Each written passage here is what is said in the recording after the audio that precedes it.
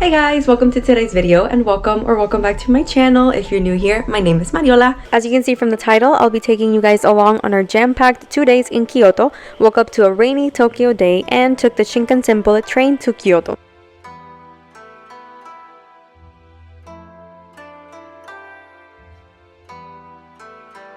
Our first stop at the station was getting some food, and we definitely weren't lacking options. As you'll see, we went a little crazy, but the convenience store foods in Japan are a whole different breed from the US.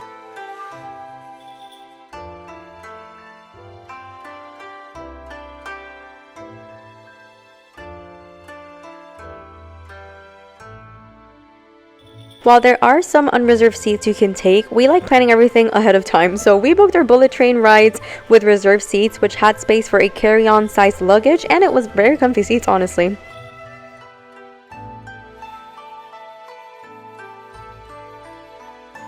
Here's a little food tour of everything we bought, and like I said, we went a little crazy, but everything was delicious.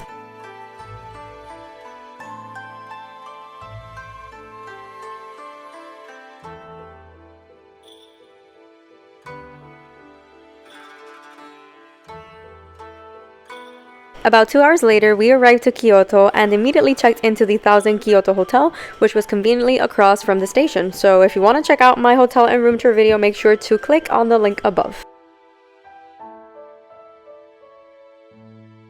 After checking in, we decided to walk around the area near the station, which involved crossing a super smaller scale Shibuya crossing with a view of the Kyoto Tower.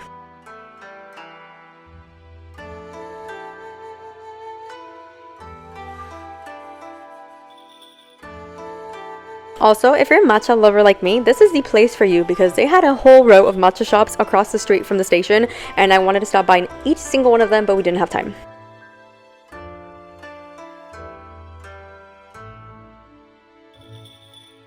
After walking around for a bit, we arrived to our first experience, the Kyoto Samurai experience. As soon as you walk in, you felt like you were transported back in time and into a movie. I don't know exactly how to refer to them, but the employee/senseis there were so nice and immediately helped us get changed into our samurai outfits. And while we waited the rest of them to get dressed, you could walk around the house, and your first part of the experience actually consists of learning about the house and its history, what everything in it meant, and what part it played in a samurai's life, which was fascinating. And then you get 2 awesome demonstrations, which I'll show you a quick video of.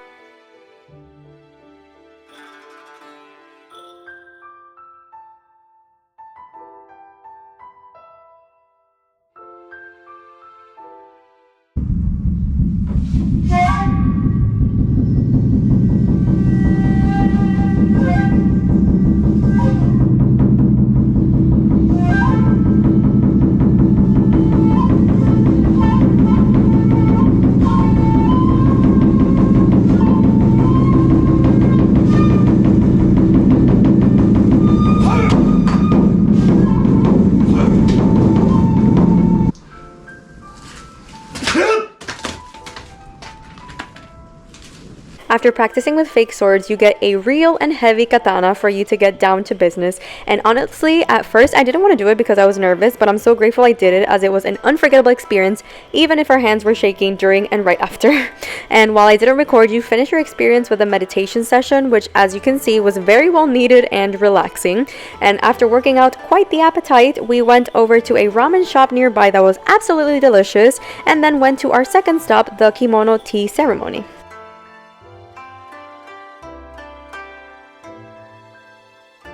Similar to the samurai experience, it's very immersive, and you get to choose a kimono and flowers for your hair before you cross the street and go into the tea ceremony room. They ask you not to record the ceremony, so I'll just say that the tea hostess was so sweet. They provide you with your own bowl of matcha to prepare with a sweet next to it, and they tell you about the process of hosting a traditional tea ceremony. It is so fun, and afterwards you get to walk around the grounds for some pictures and go back to where you got dressed the first time to change back into your outfit.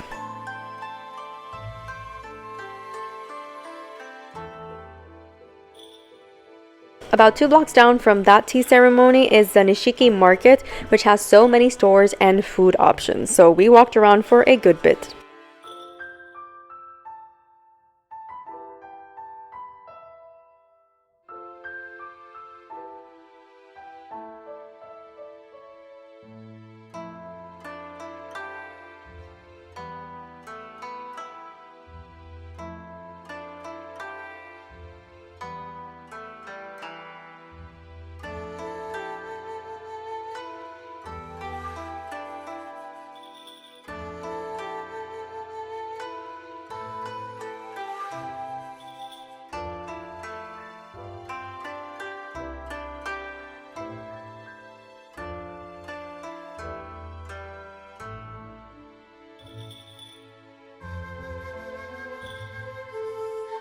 Among the various cool cafe experience that they have there with different kinds of animals, we chose the Mi Pig Cafe, or however you say it, because some of us have always wanted pet pigs, and it was everything we wanted and more.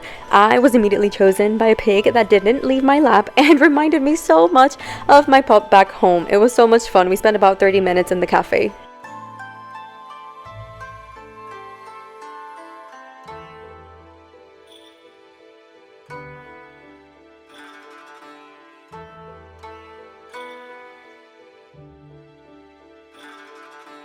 After the cafe, a lot of things were closing up, so we bought a couple of food items in the market, went back to our hotel and ordered some room service for dinner. And then on our second day in Kyoto, we did a full day private tour with two awesome tour guides that took us around very famous spots.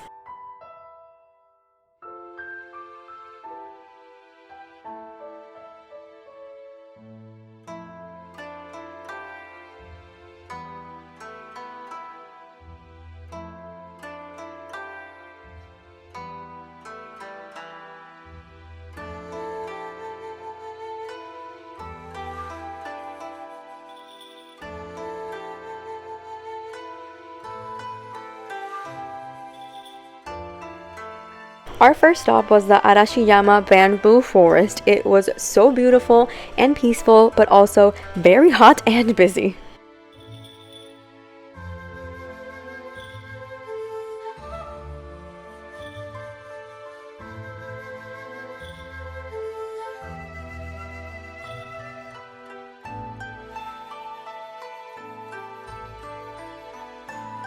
As you can see, so hot. My sister and I were sharing her My Melody ice cream cone fan. And I do want to take a quick moment to shout out Ana Luisa Jewelry for shushing up my outfits during the trip. Here is the Michelle set that I'm wearing. And if you haven't heard of Ana Luisa, let me share some info with you. They offer long-lasting, tarnish-resistant jewelry essentials that you feel amazing wearing. 100% of their pieces are strength and humidity tested. Their designs are affordable. They offer free and fast US shipping and returns, which is amazing. It includes Puerto Rico, which sometimes some brands don't, so that is amazing. What also is great is that all their products are backed by a 2-year warranty, and if you're not totally satisfied, they'll send you a replacement or a reimbursement, no questions asked. One of the biggest reasons I love Ana Luisa Jewelry is that it's crafted with the planet in mind, and the brand is carbon neutral, offsetting 100% of their carbon footprint. And this isn't the first time I collaborated with them. I have already 3 times in the past 14 months and have worn their items time and time again without suffering any tear and wear or tarnishing. I might be biased since it's my middle name, but the Michelle set is my favorite, and it was a great accessory to all of the great pictures my husband took of me on our second day in Kyoto, as you can see here.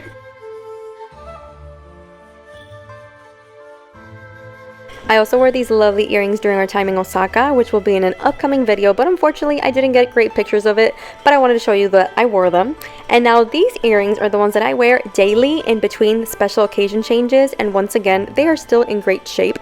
And also just a couple of great memorable pieces that I've gotten in the past and that I've used them for various occasions, including this necklace for a friend's wedding, this bracelet for Valentine's Day, and the same hoop earrings for that same day, and even my own wedding day. I can't express how much I love Ana Luisa's jewelry and how grateful I am to collaborate with them every single time, so make sure to check them out. I will leave their link in the description down below with my affiliate link in case you want to get 20% off your purchase. Now, back to the video. The Arashiyama bamboo forest is more than just the forest in itself and has tons of areas to walk around and explore the nature. And as you leave and head back towards the district nearby, there is this lake, which if you were to cross, you'd be able to go to a monkey park.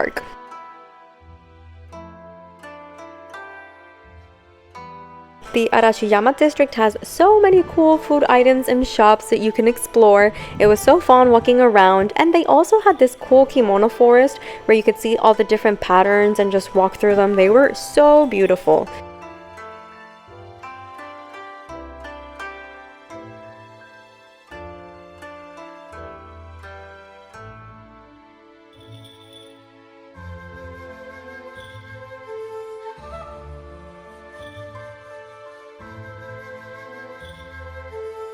One of our favorite snacks that we had during our stay in Japan and that we bought in this Arashiyama district were these taiyakis. 10 out of 10 recommend. Our next stop of the day was the Kinkakuji Golden Pavilion. Apparently they also have a silver pavilion called Ginkakuji, and while I'm more biased to silver, it was very impressive to see the Golden Temple in all of its splendor.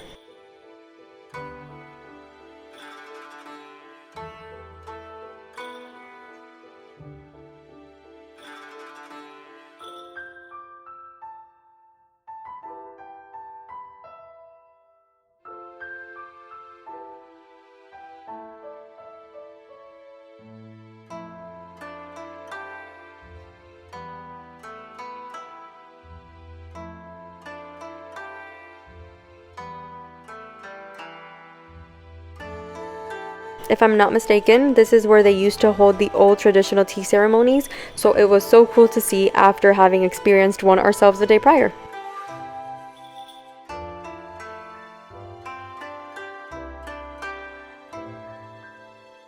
After this, we headed over back to the Nishiki market where we were yesterday and hopped around various restaurants for lunch. While it was awesome having all these options, I personally was a bit overwhelmed and with the options and the crowd, so I tried to roll with the punches. Here's a little bit of what we saw.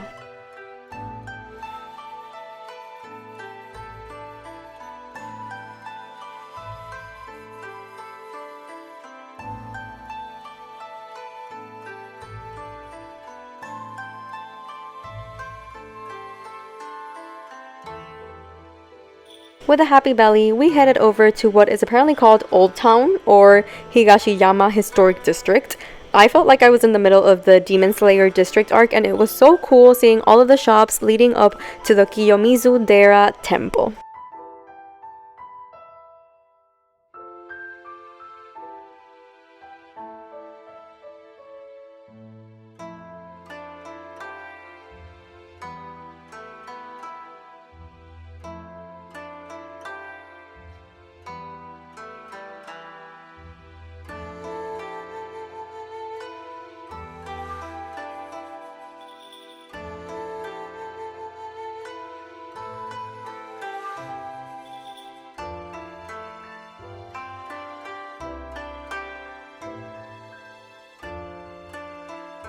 Our final stop of the day was the Fushimi Inari Shrine, which is one of the ones I was most excited for. Before you walk in, you're supposed to wash your hands and then cross through that circle as a way to cleanse your body. We didn't get to walk all the 10,000 gates, yes, you heard that right, since it was close to 6 p.m. when we arrived and they were closing, but it was still so awesome to walk through some of them and also see all the fox statues at the grounds.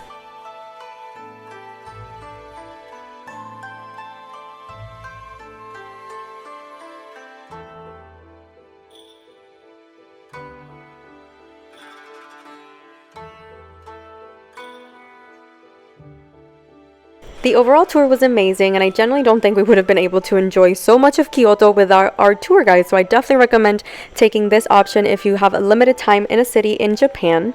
And after being dropped off at our hotel, we crossed over to the Kyoto station for some dinner. The station is very impressive and has so many food options that you honestly can't seem to go wrong with whatever you end up picking, which at least I can say for ourselves, our dinner was amazing.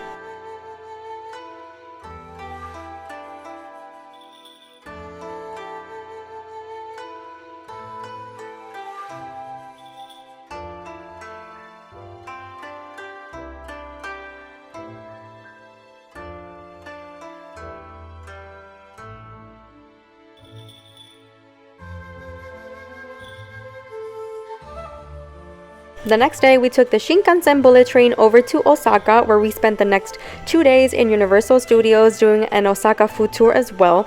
So make sure to stick around for next week's video for that, and don't forget to check out Ana Luisa in the description box below and use Mariola Michel 20 for 20% off your next purchase. Thank you so much for joining me, and I'll see you in the next one. Bye!